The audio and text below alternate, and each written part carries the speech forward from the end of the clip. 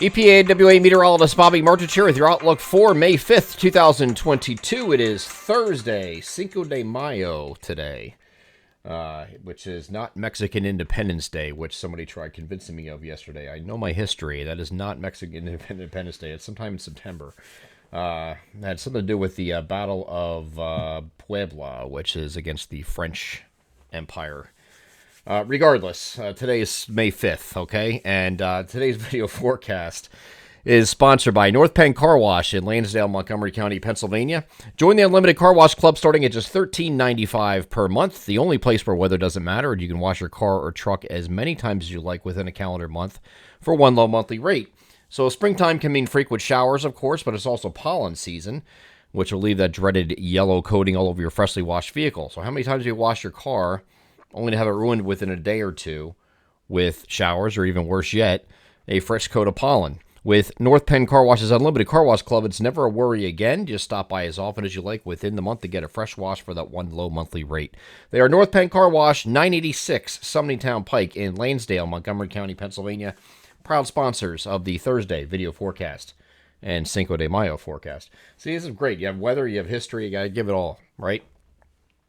Anyway... So today is going to be a pretty nice day. We're going to have partly cloudy skies today. It's one of the most confident days we have in this 7-day forecast period. So we're going to be dealing with a pesky upper-level low this week, and it's going to have a mind of its own. They usually do. So I don't want to get anybody excited about next week just yet, but there may be some reason for excitement next week, okay? This weekend, not so much. Today's partly cloudy, though, in between systems. We had one exit yesterday, dreaded clouds all day yesterday that did not allow temperatures to reach those projected highs. So today we are going to be 68 to 75 as you see the spread above me in temperatures of those partly cloudy skies. A really nice day to be outside today. And then this next system is going to be coming in is our upper level low and surface low feature. And this is going to give us periods of rain on Friday, Friday night, Saturday, and probably Saturday night too. There is still a question whether or not Sunday is going to be in play. We're kind of about 3/4 of the model suggesting that Sunday is okay, that this pushes off to the south, gets out of here, no big deal. But then there's a few that are still kind of lingering some showers into early Sunday. So we don't want to completely write that off yet, but it does look like for certainty Friday is going to be a washout. Friday night's going to be a washout. Saturday is going to be a washout, and that's all with this surface low and upper level low. Very slow moving through the region, and it's not going to be a deluge of rain, but over the course of the entire period, you will have a decent amount of rainfall. Here's the NAM. This is max range here, so it's not in complete range of the entire system. The NAM high-res future simulator radar starting us off on Friday morning, and in the upper right-hand corner has the timestamp as I move this forward. This is actually starting at 3 a.m. And you get some showers moving in the morning, right? And that goes throughout the entire day. And then you might have a little bit of a break in our southeastern areas before another batch comes in. And that goes through the overnight and right into Saturday morning. Now, the 3-kilometer NAM is going to run out of range here. The whole purpose of this is just to show you that there's really not much of a break anywhere, except for maybe a little bit down here late afternoon Friday or early evening Friday until the next round comes in. And that's only possible.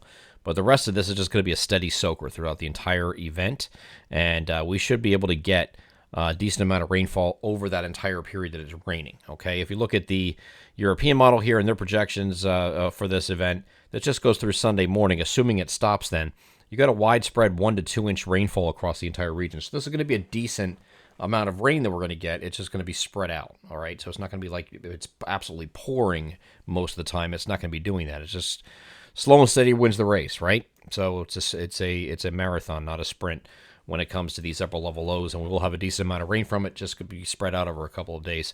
Now, as we get into Sunday, again, this is the European model. Still has some lingering stuff around the vicinity. At least, at the very least, I think you're starting off with clouds on Sunday morning, and then you have an eventual clearing as the day wears on. That might not be the case in far southeastern areas, places like Delaware, South New Jersey, where Sunday might not be as nice there. The sun comes out far northwestern areas, but maybe not southeast. This low is going to move off the coast and kind of just sit there and sit there and sit there. So it's going to sit there for several days. In the meantime, we're going to have this upper level trough moving in, right? And this is the upper level low associated with the upper level trough. So we're going to have some colder temperatures, especially on Saturday. Saturday, we're not getting out of the 50s across the entire region, with temperatures in the low to mid 50s generally across the entire area. And some areas far north might not get out of the 40s for highs on Saturday. Friday and Sunday are pretty similar days. We're kind of right around the 60-degree mark on both of those days. But, you know, it's going to be pretty chilly here on Saturday with the core of this trough kind of nearest the region. And then on Sunday, this starts to shift off the southeast, right? You see that just shifting, and it just sits there. As we go throughout the week, though, it kind of just meanders and meanders and meanders. You get this big upper-level ridge that's going to be building over top of the region here. So that's going to lead to some warmer temperatures next week. And we don't doubt that. But you see this was alley out here. Now it's starting to retrograde toward the southeastern U.S. coastline. So this is going to be a pesky little thing this next week. And I don't want to just give you the idea that the entire week is going to be dry and 80 degrees. Could that happen? Yes. It's all going to depend on the progress of this upper level low and where it meanders. If it stays off to our south and doesn't really influence our weather at all, doesn't have any showers on the outer periphery getting to our region or thunderstorms, then we will be dry. But the models are not suggesting that currently. Here's the European model showing what we're dealing with. And as this starts to retrograde, you see some outer periphery showers and storms starting to come back in the picture. Now, this is not a washout by any means. So we get to the middle week, as mid to late week, we'll have the opportunity for isolated thunderstorms to pop up each day, just because of this close proximity of this upper level low sitting down to the south here. And this is just isolated stuff. This is all the way through the end of the run here, which is through Friday. Okay, and that's out 10 days. Taking a 10-day forecast at this point is kind of futile. Is going to change a lot, and we've seen this change over the last couple of days. So this evolution, I can see this turn into like a craptacular week next week when everybody's expecting it to be great. Okay, so with upper level lows, they're very tricky to forecast, and they can ruin your day or week in a hurry. All right, so since it's going to meander out here, the longer this thing hangs around, it's going to cause problems. All right. So I still think Sunday's going to be becoming partly cloudy at some point, northwest to southeast, as those clouds clear and you're going to be chilly yet. Monday, we're going to mostly sunny across the interior. And then again, you still could have some showers in our far southeastern areas if the European model is correct.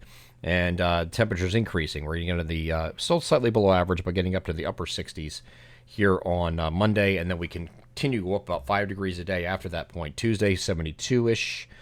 Wednesday, kind of mid to upper 70s for highs. And then if you keep it dry the entire week, we could be up in the 80s as we get into Thursday, Friday, Saturday, Sunday. Very possible, right? But it's going to depend on what this does. This upper level low, it's going to retrograde, we think. And if it does that, you could have some shower and thunderstorm activity coming back into the region. But this looks like it's going to be like one of those heat of the day deals, just because of the presence of the upper level low, where most of the day you have the sun out and it gets warm. Typical summertime stuff, right? So we're going to look at how this evolves very closely over the next several days. But there is the opportunity here for at least some precipitation, whereas before it looked like this is going to stay far enough south and not influence our weather at all, and we'd have a dry week. So we'll see.